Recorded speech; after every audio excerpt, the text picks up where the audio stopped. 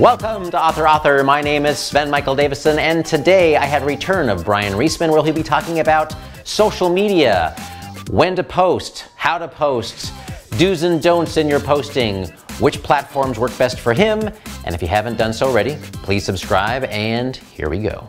I kind of want to talk to you about social media. I mean, I know you're big on Facebook. I know you've got your own website. You've had a blog in the past. I kind of want to know what your feeling is on social media. How do you approach social media? And then I'd love to talk to you about the other avenues that you've tried. But let's just start with social media. Yeah, it's funny. I actually hadn't been blogging very much in recent years. I actually should have blogged a lot about this book, and I didn't. And I think the reason I didn't is blogging doesn't make you any money. You were blogging like once a day, weren't you? Yeah, sometimes more than usually once a day, and on top of all my other writing. And the only time it was ever profitable was at one point I had done an interview with the surviving Munchkins of Wizard of Oz, and I had a picture of 4 of the 5. Well, the 5th one that wasn't in the photo had died, and on The View, I think it was Whoopi Goldberg had said that there was like maybe 1 surviving Munchkin, and they're like, no. Someone said, no, you're completely wrong about this. And they found my website, and they found the photos. They paid me a couple $100 to put the photo up behind them for like a minute on screen. I was like, all right, that's good. I never kept the, I didn't know how to get the clip off the internet, so that's probably long lost to history now, but it was still kind of cool that my photo ends up on The View, just randomly, and ABC paid me really quickly. And then another time I wrote a thing about Dredd, the Carl Urban version of Judge Dredd, and I was just going like, oh my god, finally, we're not going to have this ridiculous Sylvester Stallone version, we'll have like the real version. It just looks awesome, and it was awesome. At the time, my friend Jody at Lionsgate just contacted me like, look, he's going to be in town right before San Diego Comic-Con, do you want to go to screening and interview him? And I said, yeah. So I got an assignment through MSN Movies really quickly, watched the movie, thought it was great, interviewed him in person. I had to ask him like his 5 favorite post-apocalyptic kind of movies, and it was really funny because his first reaction was like, really? I'm exhausted. He was like, all right, fine. And he did it, and I put that on my blog. I got some cool traffic. That's what I used to do, is I would interview somebody and then say, hey, I have a thing called Digital Playlist. Can you tell me the 5 songs or albums in your iPod right now? Just give me like a couple sentences of each, and I would produce content that way. So if I interviewed a famous rock star, then I would get their picks, or if an actor had a few moments, I would do that. They knew I'd go to an event, and I would photograph it, and I'd put the photos up on the site, so it kind of made me a little more valuable. And I got some decent traffic. At one point I was getting 3,000 to 4,000 visits a day with not advertising anywhere, it was just sitting there. It was just, I would just be putting stuff out. That gets tiring though. The thing I've learned about social media is that unless you have this really unique perspective, you're someone who just has to come up with a cool quote every day, or you have a how-to thing, or you just have something, it's kind of hard to build that up. I was on Twitter extensively for a couple years. I'd do the Follow Friday thing, and I would tweet stuff out, and I would have the Bryan Reesman tag, which I still do, and I had the ADD_blog, because my blog's attention deficit delirium. I would just call it ADD, which is kind of what I am. So culturally, like, I'm all over the map.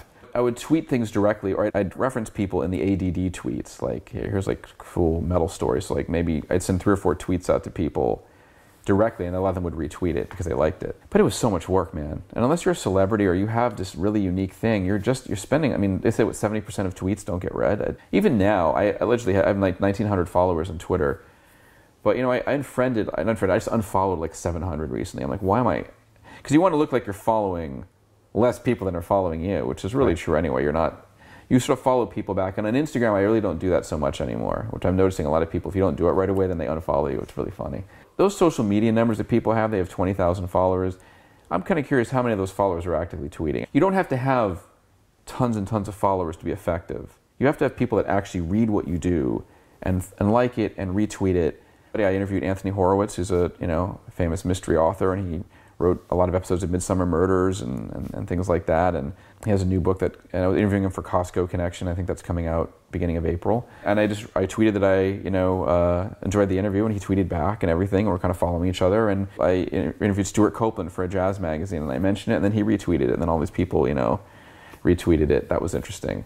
But it seems that's how it works. You interview people, and maybe they interact with you, or you find certain people that are influential, but it's a crapshoot. I mean, Instagram, it's the same thing. Like, I get better reactions on Instagram, because all Instagram really is about liking things and commenting. It's not like Twitter where you can read it and just discard it. If people like what you do, they do. And I discovered it's always usually the rock star and the actor photos that get all the attention.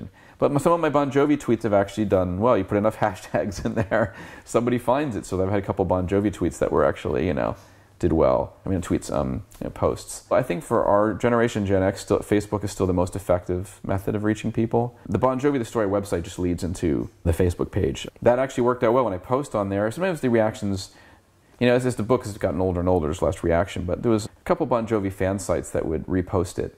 And, one of them at one point, it got like, the post got like 8,000 views or whatever. It's got, a couple hundred shares. And, Latin America particularly, a lot of people wanted to find out if there's going to be a Spanish language version of the book. I'm curious. I'm going to go bug both of those publishers now and say, hey, can anybody investigate a Spanish language version of the book? How much time do you put in a week? Because I've noticed, we've been hanging out for, about 18 hours, and you've been on Facebook a few times. I mean, is Facebook like, is Facebook, Instagram, Twitter, then your website, and then how many hours would you say? Pretty much, yeah. And then how many hours would you say a week do you spend? Oh God, I haven't counted. I'm sure it's like a full work day in there every week. Just because it's on your phone, it is good for business. I mean, even if people aren't thumbing things up. I have like 2,300 whatever Facebook friends. I mean, I can't possibly know all those people. I would say half of them I've probably met or interacted with because of the business over the years. No joke.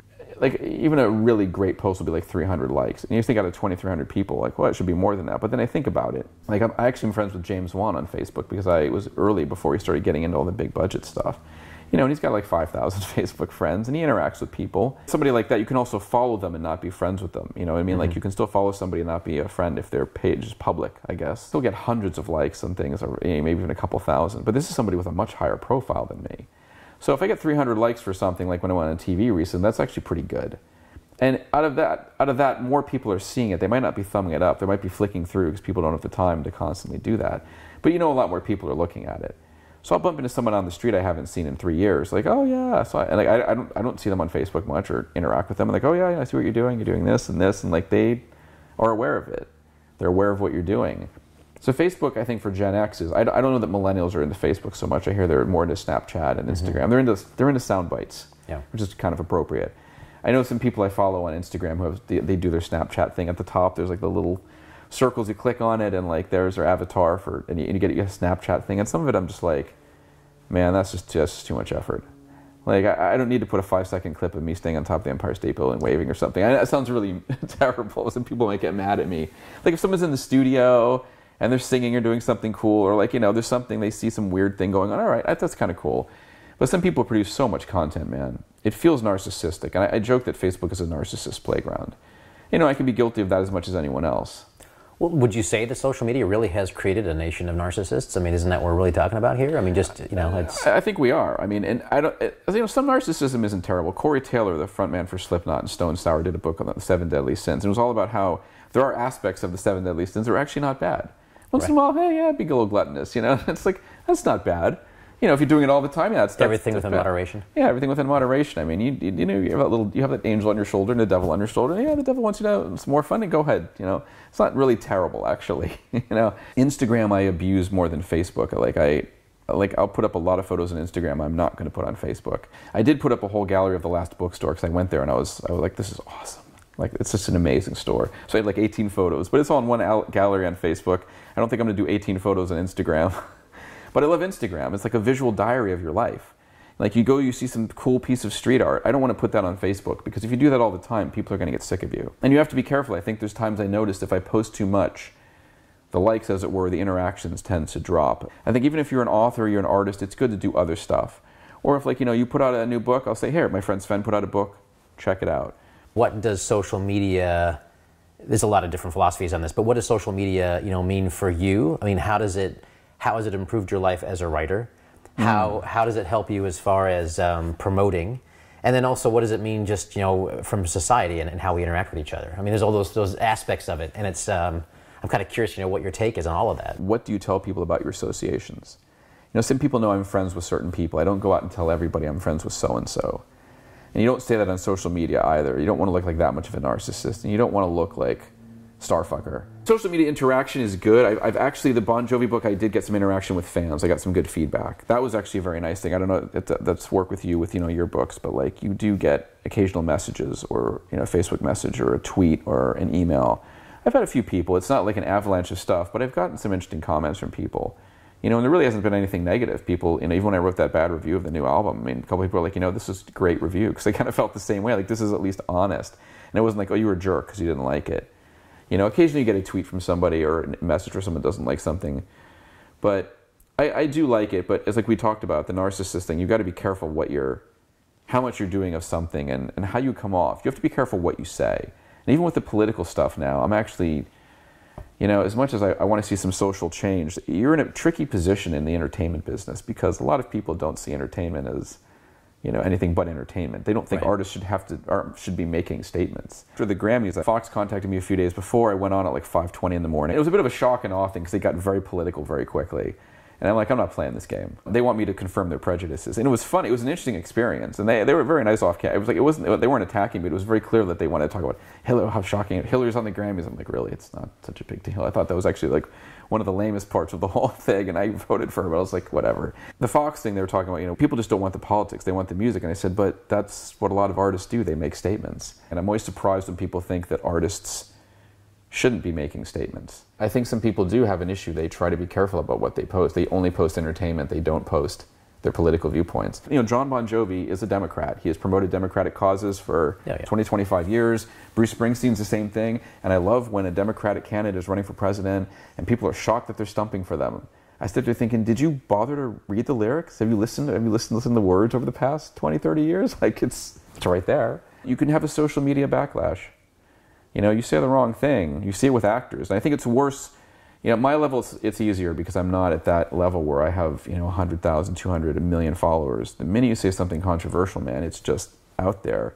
News sources love to take screen captures of Instagram and Twitter and pop it up online. And you say the wrong thing, it's, you know. But you also could, if you say something interesting and you start a dialogue, that's great. That's what I love, is that you'll suddenly get noticed. You know, a friend of mine just did a second cartoon for the New York Times, and part of the way he got in there is somebody at the Times had seen his work online, I think through Twitter, and got in touch with him. You just have to weigh it carefully. You have to be careful about what you're doing. If you're something you really feel strongly about, you need to represent yourself as who you are. You know, you shouldn't necessarily hold back, but don't be impetuous. And has it worked for you? I mean, given your ADD website, given Twitter, given Facebook, given Instagram, any of those outlets, have those actually led to a job or led to getting some work? You know, I don't know, because at this point in my career, I've been doing this 23 years professionally. So at this point, people in the business already know me. Like I said, there was those things like with the website when Lionsgate, like, hey, you want to do this Carl Urban interview? Stuff like that comes along, and it's having the presence is just good so people can see what you're doing, and I think it's good that people will stay in touch and know what you're up to. So like if you haven't seen a publicist in like 2 years, we're like, oh yeah, I see what you're doing. Like, you know, that's cool. I tried to do the Throwback Thursday thing too. And so, you know, because I interviewed Oprah Winfrey at one point, and that was a complete fluke. I wasn't supposed to do it on camera.